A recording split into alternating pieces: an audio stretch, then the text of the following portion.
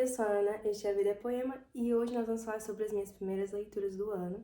Como vocês podem notar, ainda tô um pouco doente, mas a minha aguinha tá aqui e a gente vai conversar aqui rapidamente porque não foram muitas leituras assim. Bom, depende do seu parâmetro, né? E também foi um momento que eu me esforcei mais para ler porque eu estava participando da maratona literária de verão do Vitor Almeida, que ele promove todo ano, né? E aí a minha meta foi ler 4 livros, sendo que um seria um conto, o outro seria um audiolivro, uma fantasia e um de não ficção. Eu quase consegui cumprir essas metas, mas a gente vai falando sobre isso enquanto eu falar das leituras, certo? A primeira leitura do ano foi o e-book, na verdade o conto e... Ai, gente, eu me confundo com o nome, mas eu acho que é apenas mais um clichê de verão, vou deixar a capa aí pra vocês verem. Mas basicamente é uma história que junta clichê de verão com o Natal, um Natal bem brasileiro. É a história dessa garota que ela volta pra cidade natal dela depois de alguns anos, que ela já se formou na faculdade, está trabalhando ali com o que ela gosta, e aí bem interessante porque ela tá no mercado literário, mas não como escritora, ela trabalha como social media, que é basicamente uma profissão que vai cuidar das redes sociais de um escritor, de uma empresa, enfim. Aí ela faz posts, ajuda as autoras a fazerem publicidade, esse tipo de coisa. Ela cria uma empresa disso, que é bem legal, que ela vai, inclusive, consegue trabalhar de home office. Isso é um ponto interessante lá no final da história. Mas, quando ela volta, ela reencontra um rapaz da adolescência dela. Ela é uma menina cristã. E esse rapaz, ele ia na igreja também, mas logo na adolescência ele ficou um pouco revoltado e se afastou. Só que agora ela reencontra ele tá lindo. Ela tinha uma paixãozinha por ele antes, né? Mas assim, ela vê que ele tá lindo, alto, tatuado, tá lá trabalhando no restaurante dos pais dele. E aí ela fica pensando, poxa, né? Quanto tempo já se passou. Só que ela descobre que, na verdade, ele teve um reencontro ali com Deus e com a igreja, e aí eles vão entendendo melhor sobre esse romance ali de verão, sobre o que isso pode se tornar ou não. E esse livro, gente, ele é uma visão bem cristã mesmo, vou dizer assim, de relacionamentos. Então, se você não tem essa pegada, não segue essa religião, acho que você não vai gostar. Porque ele é um romance de cortejo. Algumas igrejas, não todas, elas seguem a fórmula de relacionamento de cortejo, que é o quê? Antes do casamento, o casal ele não vai ter contato físico. Isso vai depender de igreja para igreja, mas eles vão tirar um tempo para se conhecer, para desenvolver uma amizade, para planejar o futuro. E o relacionamento físico só vai acontecer em qualquer nível depois do casamento. Mas assim, você pode abraçar, segurar a mão, mas você não vai beijar a pessoa, na maioria das vezes. E nada além disso, né? Obviamente. Eu não sei, gente. A minha igreja, eu sinceramente nem sei. Eu não tenho relacionamento, não tive relacionamento. Na minha época, quando eu tive um breve relacionamento, a gente não tinha muito conhecimento desse tipo de romance, mas se tivesse, eu acho que é até bom se você é adolescente, porque quando eu tive um relacionamento eu tinha 15 anos. Eu acho uma boa forma de você ter uma experiência de conhecer uma pessoa e ter contenção de danos, entende? Porque quando você tá num relacionamento que também é físico, você precisa de uma maturidade diferente, eu pelo menos acho, né? Pra você lidar com as suas emoções, com os seus sentimentos, pra entender o que é apenas um sentimento passageiro ou é de fato algo que você quer desenvolver com aquela pessoa, entende? Então eu acho isso até positivo para as pessoas mais jovens. Eu, na minha idade, não tenho intenção de entrar no relacionamento e não vou pensar nisso enquanto não for necessário. Mas eu gostei da história, eu gostei do desenvolvimento, eu gostei do Natal ser bem brasileiro, sabe? Não ser aquela coisa de Papai Noel. E é eu acho uma boa forma de começar o ano. Na verdade, eu comecei a ler ele ano passado, se eu não me engano. Então, um bom continho ali pro Natal. Mais pro verão, né? O verão ainda tá aí mais algumas semanas. É uma boa forma de você, sei lá, talvez ter uma visão diferente do que você tem sobre relacionamentos. O que tá tudo bem. Cada um escolhe, é isso que eu sempre penso, sabe? Você conhece a sua jornada, você conhece os seus limites e cada um vai decidir como viver sua própria vida, né? Essa é a minha política 99,99% do tempo, a menos que você seja um adolescente. Se você é um adolescente, eu acho que É bom ouvir as pessoas mais sábias da sua vida, que nem sempre vão ser seus pais, né?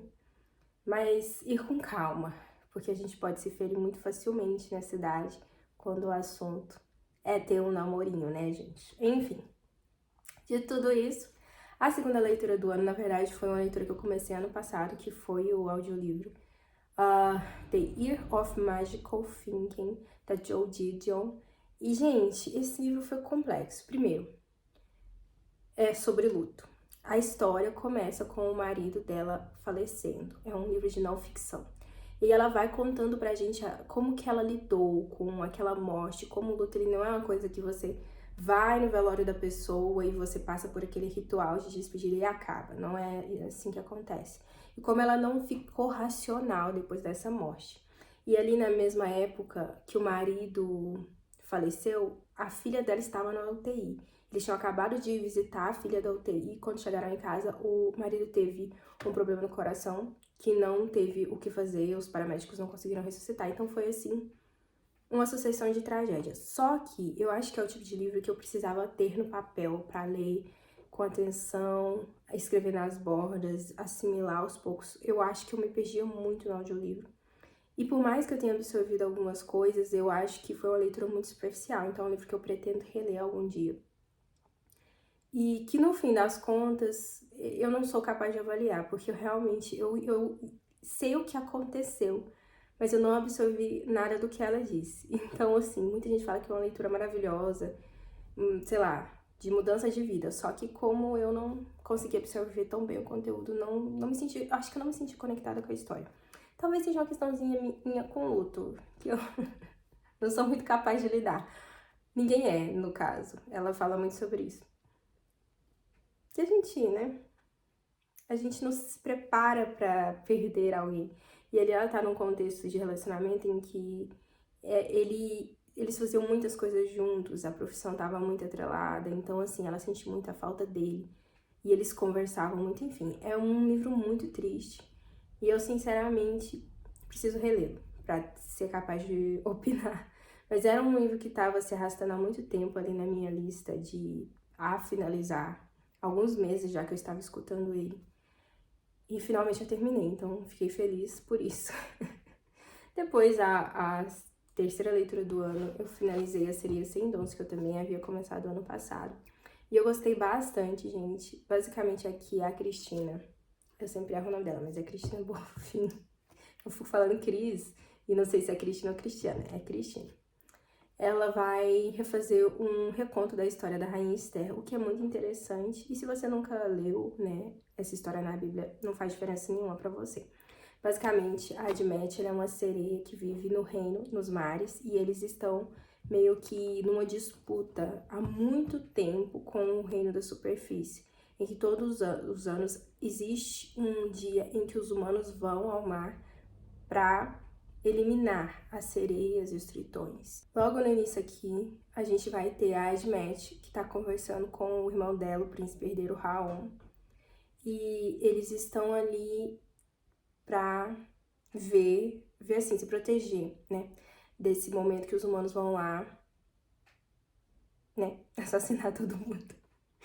E basicamente, ele manda ela se esconder e aí ela vê ele sendo assassinado. E isso cria nela um grande desejo de vingança e uma tristeza muito profunda, porque ele era a única pessoa ali que cuidava, assim, dela, sabe? Porque as sereias, eles desenvolvem dons, e ela é a única sereia sem dons. E aí ela cresce, né, como o irmão dela, que era o herdeiro, morreu, ela se torna a herdeira, e ela vai ser essa herdeira que não tem poderes. Só que chega um momento em que o rei da superfície está selecionando uma rainha. Então as mulheres plebeias podem participar dessa seleção.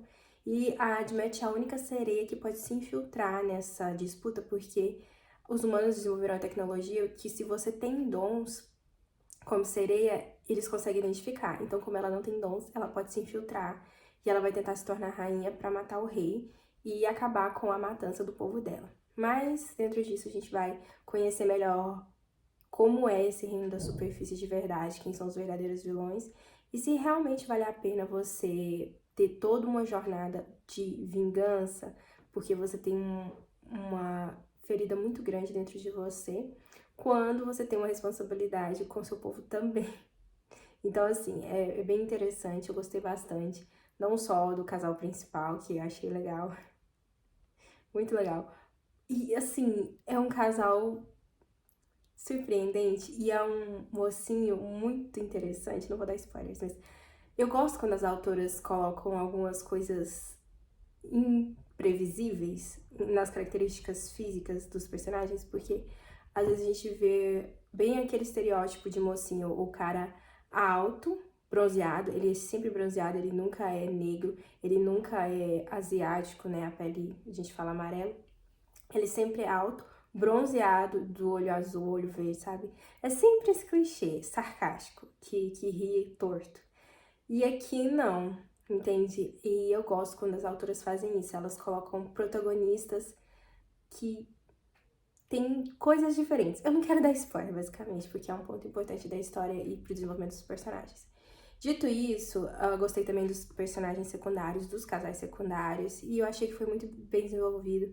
Tem ali uma leve rivalidade feminina que depois se transforma em outra coisa. Enfim, gente, se você gostou de A Seleção, na época que era o boom, né? Você vai gostar de A Cereja Sem Dons, porque é melhor que A Seleção. A Seleção também é inspirada na Rainha Esther, tá? Por isso que tem essa leve semelhança. Mas aqui é muito bom, muito bem trabalhado e muito satisfatório. Eu gosto muito de fantasia, volume único. Não sei se ela pensa, né, em fazer alguma continuação ali dentro do mesmo universo.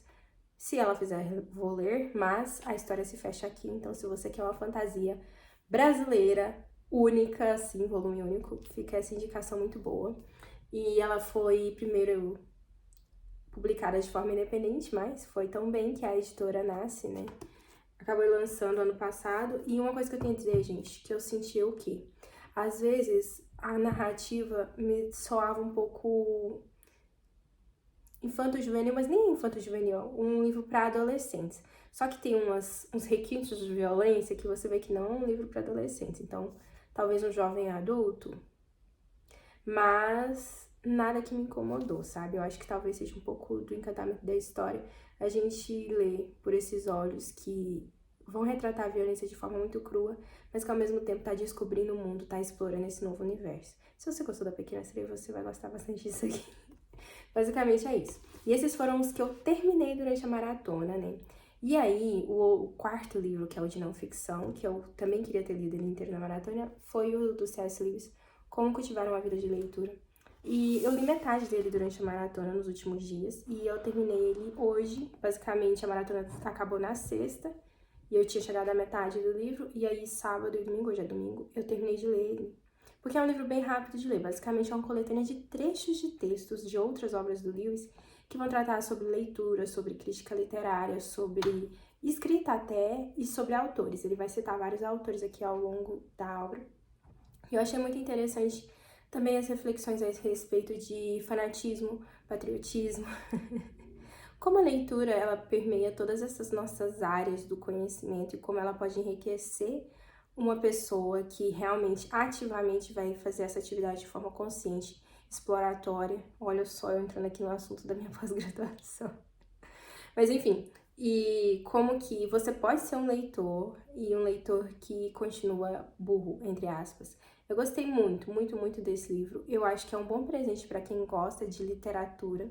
E é uma boa forma de você começar a ler sobre fortuna crítica, crítica literária, de uma forma assim, suave. Leves pílulas de conhecimento, pequenos trechos, porque não é um livro inteiro e tal. Deixa eu pegar aqui. É um outro livro que eu acho que entra aqui na mesma categoria de Encaixotou na minha biblioteca do Mangue, porque eu acho que são autores que amam livros, falando sobre livros. A diferença é que foi uma coletânea feita pelo editor, né? De vários trechos de várias obras, e aqui já é um livro mais objetivo, assim. Tá acontecendo algo na vida do autor, que ele precisa pegar os livros dele de um lugar e levar a outro, e isso vai despertando reflexões muito pontuais. Aqui não, aqui já é... Ele foi pescando em tudo que o Lewis escreveu, coisas que são relacionadas a esse assunto.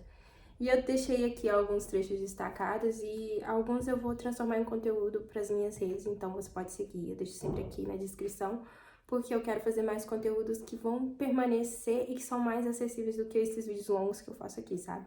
Então, se você gostou da capa, achou bonita, fala, ah, aquele meu amigo gosta de ler, gosta de Lewis, é um bom presente, tá, gente? E eu me dei de presente, foi o primeiro livro que eu comprei no ano. E já terminei de ler, eu fiquei satisfeita. Eu quero sempre fazer isso, sempre deixar um livro mais de não ficção. Sempre ter um livro de não ficção em conjunto das minhas ficções, e isso é uma coisa que ele fala. Você sempre intercalar a leitura de livros velhos com livros novos, meus novos, assim, contemporâneos mais pra baixo. Porque existe essa coisa também, ele fala muito sobre valorizar os contos de fadas e os clássicos, no sentido de que os livros que a gente às vezes lê na nossa infância, os contos de fadas, eles enriquecem com o tempo. A gente tem um exemplo aqui do Pequeno Príncipe. Quando você lê adulto, você absorve de uma forma diferente. Ele vê isso muito com esses livros infantis. A gente nota, né, que ele escreveu Nárnia, e Nárnia para todas as idades. Mas nesse sentido de você ter livros velhos, não só contemporâneos na sua lista de leitura, porque acaba que você não vai ter só aquela visão como em um espelho. Opa, você não vai estar só olhando para você mesmo.